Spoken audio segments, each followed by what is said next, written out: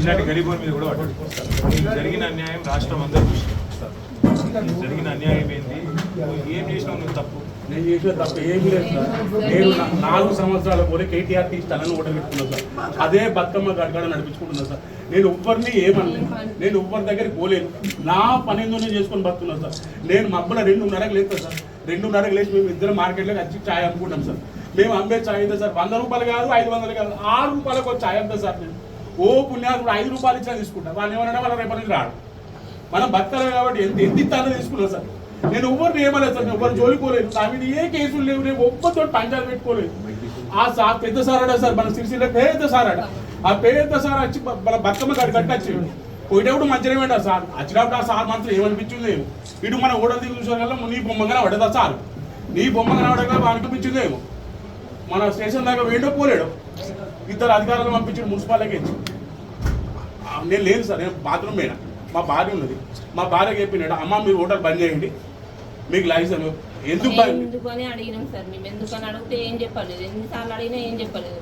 అక్కడ రోజు ఛాయ్ తాగడానికి వస్తారు కదా, వాళ్ళే అడిగారు ఎందుకు బంద్ చేయమంటారు, ఏ కారణం చేత బంద్ చేయమంటారు అని అడిగితే ట్రేడ్ లైసెన్స్ కావాలని అన్నారు. ఎందుకు లైసెన్స్, వీళ్ళు ఏమన్నా అక్రమంగా ఏమన్నా చేస్తురా, లైసెన్స్ దేనికని అడిగారు. వాళ్ళు అడిగితే లైసెన్స్ లేదు, బంద్ చేయాలన్నారు.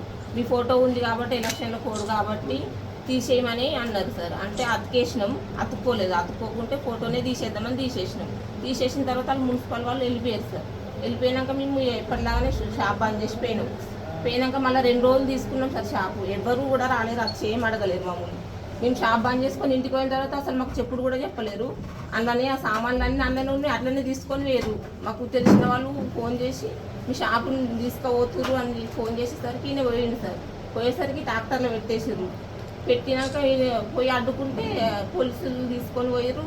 షాపు అసలు ఏమి ఇన్ఫర్మేషన్ కూడా ఇవ్వలేదు సార్, మాకు తీసుకొని పోయారు. మన దొంగలు సార్, దొంగలనే వాడు అప్పుడు తాళము గీలము వాడకూడతాం.